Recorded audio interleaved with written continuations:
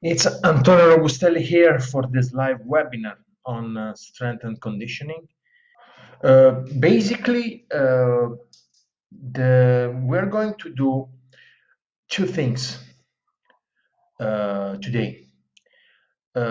Answering questions that you have about strength and conditioning. So I will check your comments, all your message, and answering as much as I can.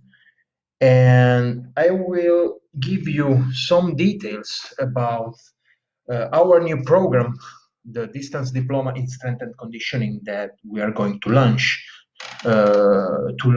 together with ISST, and it will start at the end of June. Hello guys, I'm checking your questions here. Let's wait. Hello, first questions coming in. Anirudh is asking, what is the difference between sports sciences and sports management? Yeah, that's a very nice question.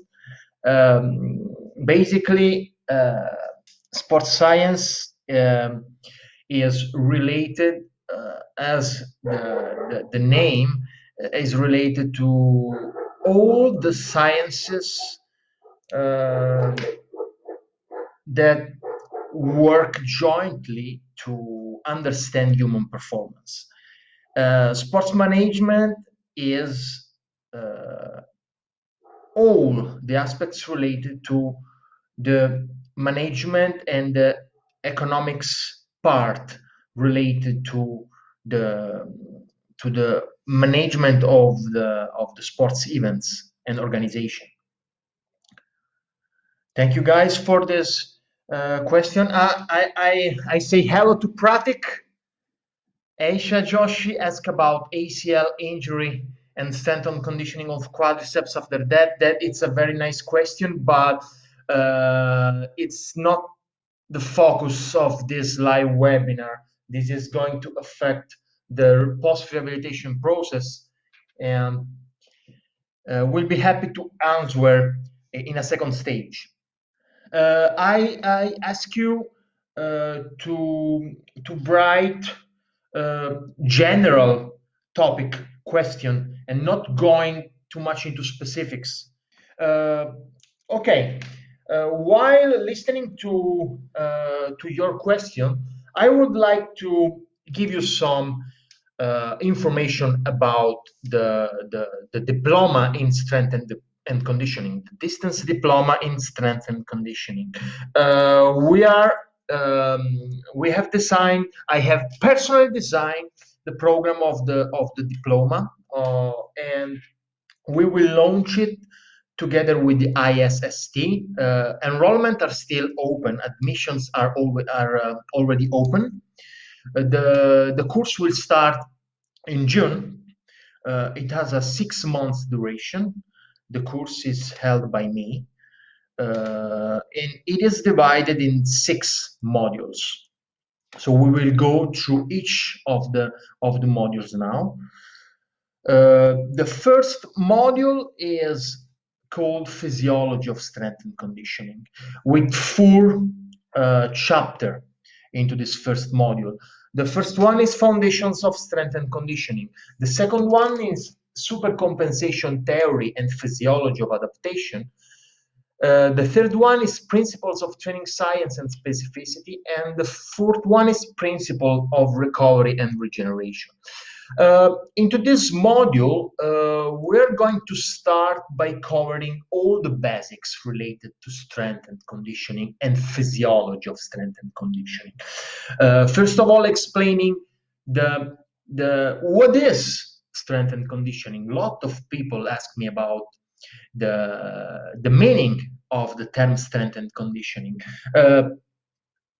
Strength and conditioning is an exciting field, which is one part of the sports science world.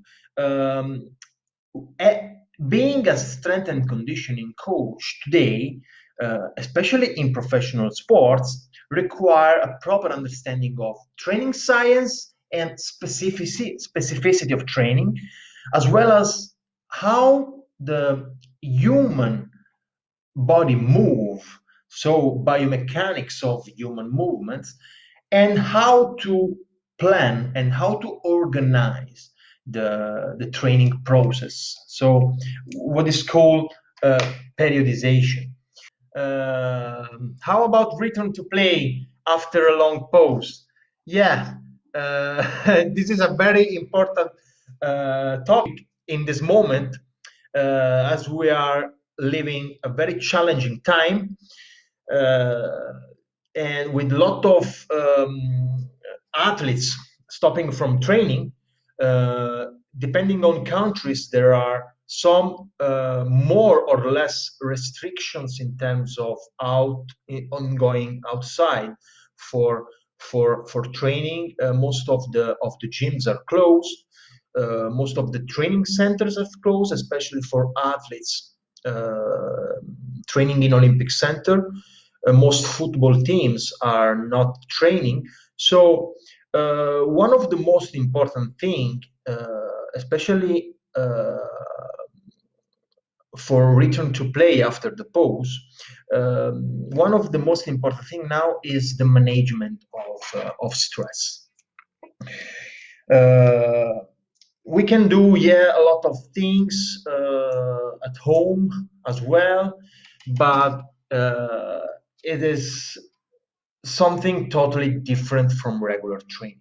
So yes, we can move at home, we can do a lot of things with our body as a body weight, but the most important thing in this period is to take into account the management of stress. What I'm doing with all the athletes I work with, all my athletes all over the world in this period, uh, I'm following their recovery uh, with heart rate variability. So each morning I'm checking in my dedicated cloud how the recovery is going. Uh, One of the most important things now is not to lose the good habit that we normally have as a active people and as athletes. The wake sleep cycle is fundamental. So one of the most important thing to do is having a regular bedtime and sleep schedule. Uh, Looking at not change any time of daily habits, and trying to not stick to junk foods, because this is a very stressful period which is going to affect uh, all the aspects of our daily life. So the management of stress is probably the most important thing now, rather than training itself. What educational, Parag is asking, what educational qualification do we need to do masters in strength and conditioning? I think you refer to the distance diploma that we are launching with the ISST. Um, you don't need any specific educational qualification to to enroll into the course, but of course you need to have a basic understanding of sports science and strength and conditioning. What it means having a basic understanding of anatomy, physiology as well. After sports science, which specialization is better? It depends on what you want to do in your career. Uh, but after sports science, if you are interested in let's say uh, working as a physical coach and strength and conditioning coach, then you can choose to specialize in strength and conditioning. If you are interested in working more with post-injury athletes, maybe you can specialize in sports rehabilitation and return to play. How will this course help an academy coach? This course is going to help all the people and professionals involved in sports, whether it is academy, whether it is a first team, because it will give you the understanding of how to apply strength and conditioning to all the type of sports based on specificity needs. So you will learn how to analyze the needs of each athlete based on their sports and their specific requirements. Dancing Moses is asking if the role of strength and conditioning coach and athletic coach is similar. I'm not sure what you mean for athletic coach, but sometimes it's just a question of terminology that can change based on the different countries. But I think that it is going to be the same role.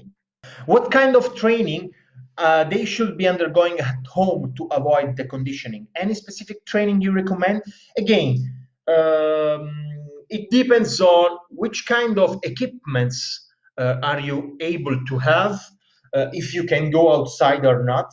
I think that we need to go into general now. It is very, very difficult to go into specific training based on specific sports, unless you have a private facility at your home. So working with the basic movement with body weight is fundamental. I always think one of the most important part of my approach, especially in this period, is to always think about, especially in difficult times, to think about the opportunities. Okay, so think about abilities and not disabilities. So don't think about what you cannot do now, but think about what you can do. So returning back to really connect with your body instead of any implements, I think is a great opportunity in this moment. Establish a very, very strong relation with your body to keep relearning how to move. Okay, this is the most important thing to do in this moment. Varun is asking me, what are the top countries in the world to study or work as a strength and conditioning coach? In my experience, the best countries to study strength and conditioning now are UK in Europe and United States in America are the best place to study or work as a strength and conditioning coach, and Australia as well. Shanlang is asking about the basic principles of strength and conditioning. It's a very, very big question. I want to answer by giving you a more comprehensive information about the new program. So basically, the distance diploma in strength and conditioning is a foundational program which is designed to provide a complete theoretical and practical knowledge in all aspects related to the application of strength and conditioning principles.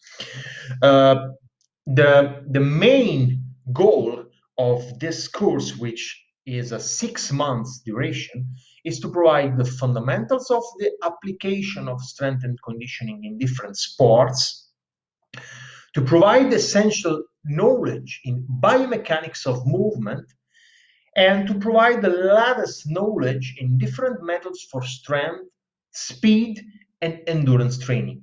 We will have a 6 months duration and 1 month mandatory internship. The course is offered in distance education with a 1-day classroom workshop directly with me at the ISST in Pune. Of course, course is open to enrollments from all over the world and not just from India. There will be a textbook written by me, as well as some video lectures that you can access in a dedicated platform.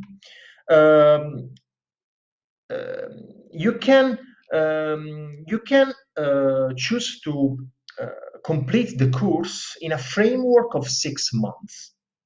We will have 6 main modules. The first module is about physiology of strength and conditioning. The second module is about biomechanics. It is called Biomechanics of Strength and Conditioning with 3 main chapters. Biomechanics of neuromuscular system, biomechanics of human movement, and biomechanics of training. So this module is going to provide you basic information in terms of strictly physics and strictly mechanics translate to human movement. The third module is called Foundation of Strength Training with 3 main chapters: strength training physiology, methods for strength training, and assessment for strength.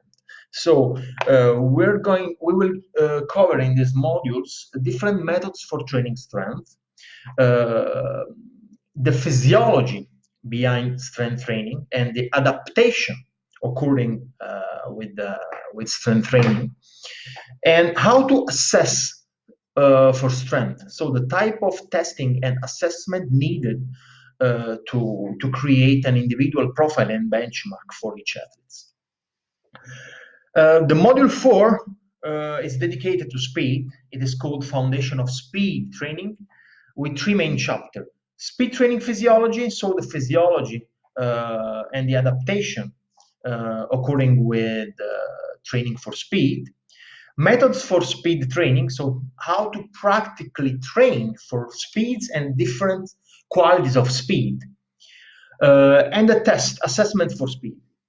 The 5th module is called Foundations of Endurance Training. So we will have a module for each of the 3 main biomotor qualities. So a module related to strength, a module for speed, and another module for endurance training.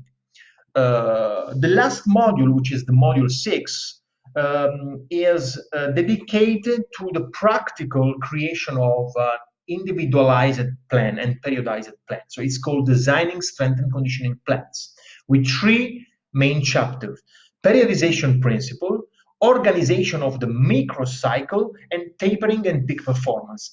Sir, what about the scope of strength and conditioning in India?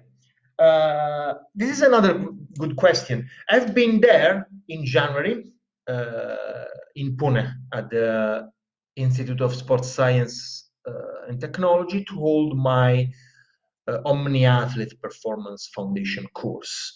I've been there for 3 days. It has been a very, very successful course there. And what in my opinion, what we are doing together with the ISST and me is to improve, is to contribute to the improvement of strength and conditioning in India. So the scope of strength and conditioning in India is basically the scope of strength and conditioning everywhere in all the other countries.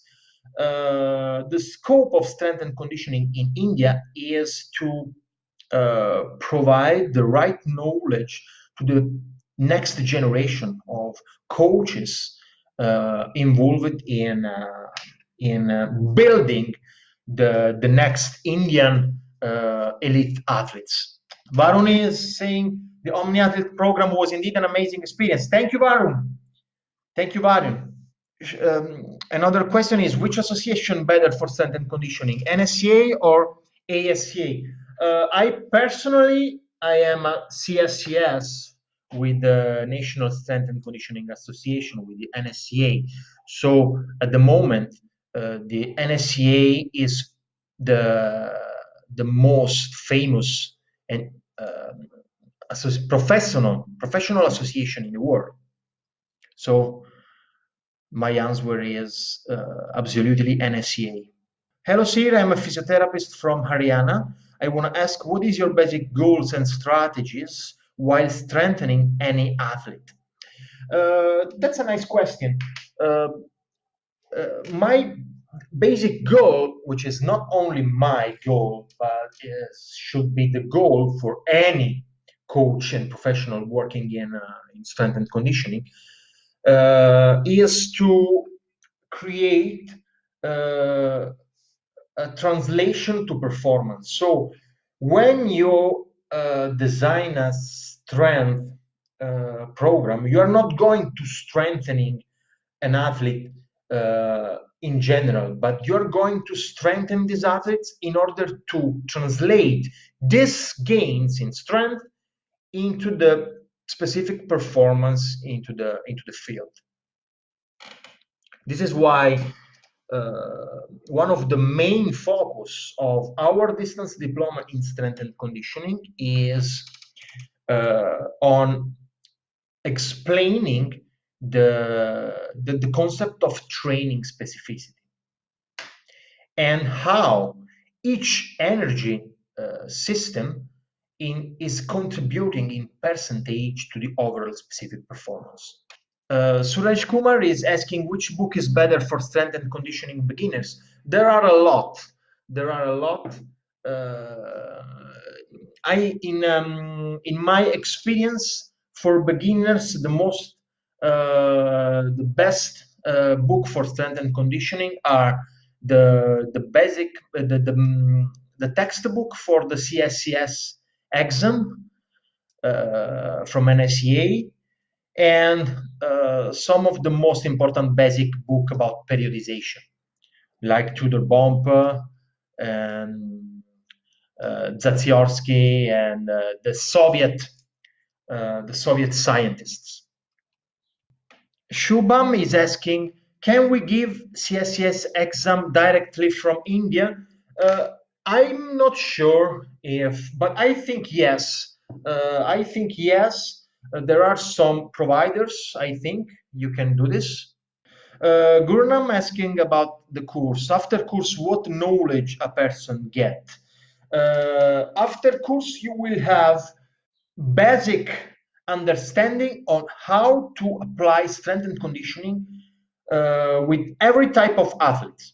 So after having completed the distance diploma in strength and conditioning of 6 months duration plus exam, you will be able to understand the needs of different athletes and understanding the difference in training each biomotor abilities. I would like to stress out that we have three main biomotor qualities: strength, speed, and endurance. And each sport has a different percentage of contribution of each biomotor abilities to the overall performance. So basically, the after completing the course, you will be able to work with any type of athlete and apply the strength and conditioning principle to design training plan. Last information about the assessment methodology. After completing the program, there is an exam. An exam with it's divided in three sections: an online examination, which is an open book examination, a practical workshop of 1 day duration. Is a practical viva during the workshop in India, and then a written examination, which is a case study based. The 1 day workshop, will be held directly by me. I'm checking the questions from Joshi. Sorry for the pronunciation of Indian names. Thanks a lot, Antonio, for conducting this webinar. You are very, very welcome. The course that you will be offering with ISST for strength and conditioning looks to be a good one. Thank you very much. Can you please let us know within your work areas and engagements as a professional strength and conditioning coach what you are doing for one or two of them in terms of outcome-oriented objectives? It's a very, very interesting questions, because the main outcome, the outcome of working as a strength and conditioning coach with an athlete, whether it is an individual sports or a team sports, is still the same. Create the right biological environment into the athlete to reach the maximum level of performance, okay, to win the game with the less risk possible to have an injury. So this is the main outcome and goal of every strength and conditioning coach. Tushar is asking, how should fitness training goals and methods differ during season and off season? It's a very nice question as well. Normally, what we are doing during off season is to let the athletes and the players doing something different from their in-season regular training for a limited period of time, which is ranging from 2 weeks to 1 month maximum, depending on the sports and the duration of the season. This is going to help in alleviate some mental stress that has accumulated during the season. Mihira asked about, could you speak a little bit about biometric periodization? Oh, this is not the main focus now. Biometric periodization is a term that I have created, let's say, a few years ago, which is basically related to the use of continuous feedback from specific biometric and biosignals of the athletes in order to drive the individualization process of training. But it's a very, very big topic. Biometric is a term that is coming from two main terms: biosignals and metrics. Okay, biosignals is every type of signals that can be continuously measured. It's, let's say, heart rate is a biosignals, blood pressure is a biosignals. The EMG, the measurement of muscular activity, is a biosignals. So measuring all these signals can give you some metrics in order to understand how each individual athlete is responding to training. So having a continuous information about each individual response can help in driving the process of training individualization. When will be the workshop? Mostly in which month? We still don't know in which month. Let's wait to understand more about the next month how this pandemic is going to progress. Shubham Itankar is asking about, can you tell something about human kinetics? What do you mean for human kinetics?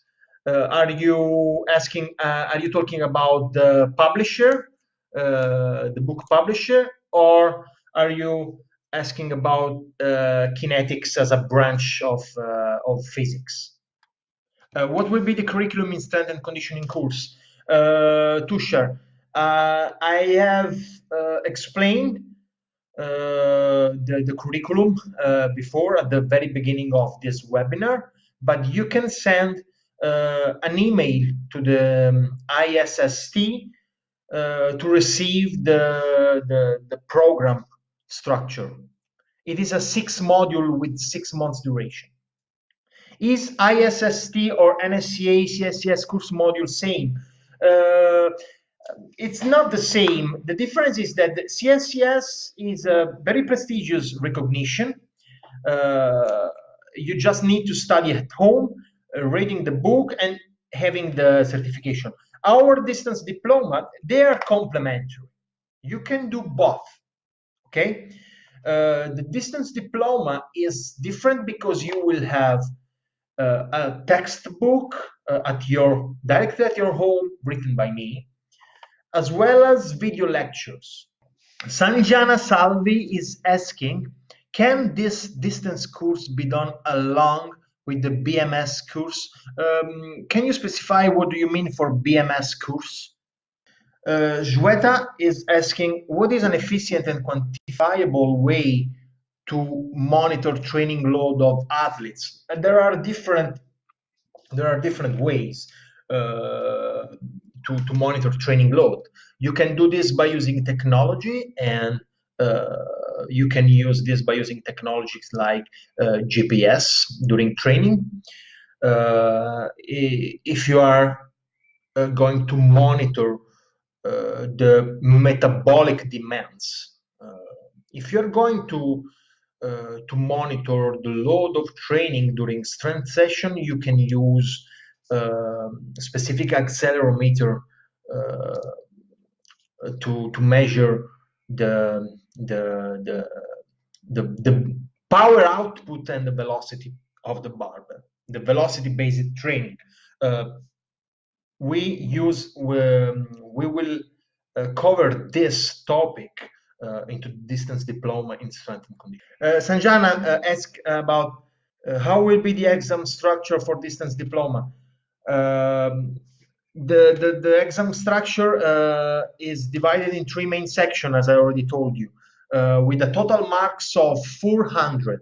We have an online examination, which is an open book examination with the marks of 100, a practical viva during 1-day workshop with 100 marks, and the written examination, which is a case study based on one of your athletes, with a 200 marks. Again, Mudit is asking, what is my best advice when designing home workout programs with body weight and minimal equipments? My best advice, as I told you, we need to use this challenging period to think about opportunities. So to think about how to translate this stressful period into the opportunity to restart thinking about our own body weight and how we move. So relearning and repatterning our movement is fundamental in this period. So yes, learning about how to use body weight and with a basic pattern like push-up, pull-up, dips, and so on. If you have enough space in your home, you can start by focus on foot and gait training exercises. Before doing the course, what preparation should be done by one? I assume that a basic basic knowledge in anatomy and physiology mm, would be better. But the diploma, the distance diploma, is designing in a way that we can provide people with basic knowledge as well. So even if you have no previous experience in this field, you can still apply for the course, for the diploma. You will have a tutor as well. What is the right age to start weight training for an athlete? This is a very good question. Still, is depending on the type uh, of uh, of sports, but generally, um, what you need to avoid is the early specialization. Now we know that early specialization has been one of the main problem in a lot of countries in terms of reaching the peak level of performance in the right time for an athlete. So, based on the latest evidences, the right age to start weight training for an athlete is from the age of I think 10, 12 years old. I suggest you to send all the other questions to the ISST, uh, and you can ask for the material and for the course structure and more information about the distance diploma in strength and conditioning. Uh, the course will start in June with a 6 months duration. The course is designed by me. Video lectures will be held by me. And we are waiting for you to start enrollments because admissions are open. Keep sending questions. I will try to do my best to answer uh, each of you into the comments, into the section comments. And my last message is stay safe and stay at home. We will see very soon together for in-person courses and practice. So thank you very much for attending the webinar and waiting for you to join our distance diploma in strength and conditioning starting in June. Thank you very much and bye bye. Stay home and stay safe.